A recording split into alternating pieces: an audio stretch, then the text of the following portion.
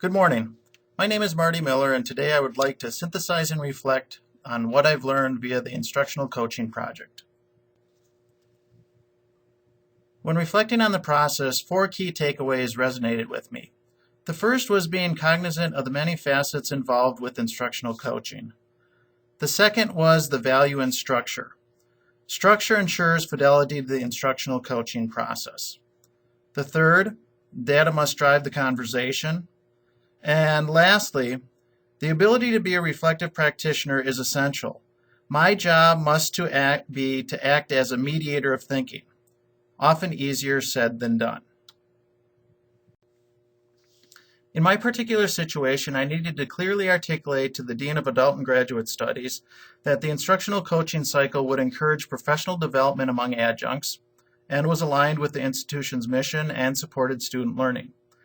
Research by Dufour and Marzano in 2011 suggested school improvement means people improvement.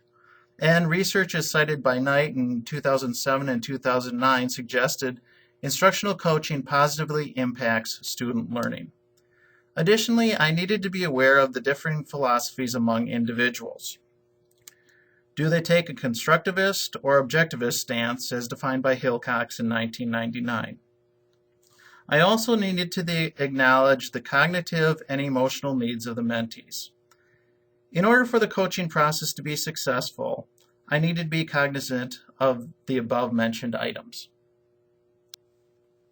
The process continued with structure following Knight's 3 set components of coaching: enroll, identify, and explain. The dean sent out an email encouraging adjuncts to consider being mentored.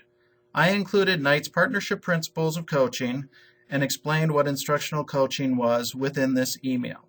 I then followed up with phone calls. Structure allowed for transparency and clear directives. Once the mentees had agreed, the cycle was explained, as noted in the slide. I think one of the keys was the structured questioning through the dialogue protocol, planning, reflective, problem-solving conversation maps. Data. I found it absolutely essential for data to drive the conversation, as noted by Cassie and modeled within research by Peterson, Taylor, Burnham, and Chuck. This allowed both the mentee and me to focus objectively on improvement. Additionally, reflective questioning was integrated throughout the process. Beerwald was right. It's about the questions. Using questioning techniques to prompt self-directedness was a viable way for me to impact my mentee's cognitive capacity. Challenges. I would concur with many of my colleagues who in posts describe how the lack of time was a challenge. Knight said it best. The problem is that the complex challenges that require leadership refuse to leave coaches alone. This knowledge means I will need to prioritize what is most important and pick and choose leadership opportunities I have been given.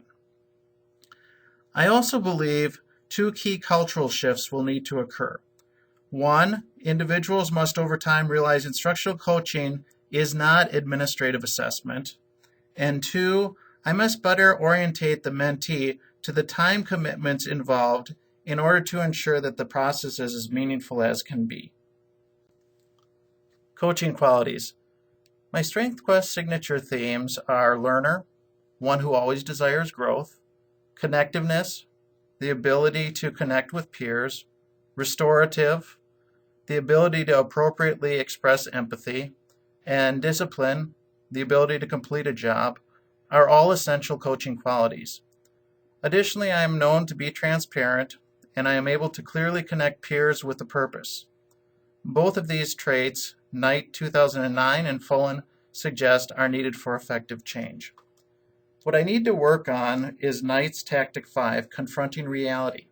Individuals in higher ed often don't like to be challenged, even if data suggests they should be. This is in part due to governance structure and traditional hierarchy. Nevertheless, I need to more frequently pose professional questions to prompt deep thought. Leadership factors.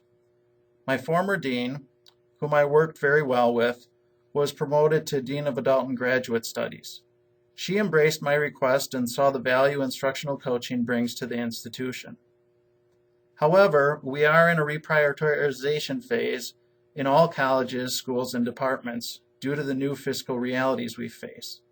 Therefore, regardless of the value of instructional coaching, for that matter, any new initiative, all are currently on the wait list. However, I am confident over time instructional coaching will become a norm for all new adjuncts. Lastly, I would just like to thank you for listening to my presentation. I would certainly value any questions or comments you may have. Thanks.